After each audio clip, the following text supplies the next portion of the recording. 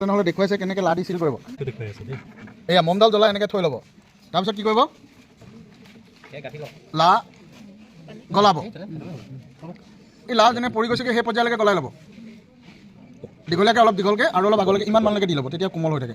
Bus এনেকৈ এনেকৈ এনেকৈ এনেকৈ মাজে মাজে লৰাই থাকিব। বাছ এতিয়া দিয়ক, দি পেলাই দেখিছেনে?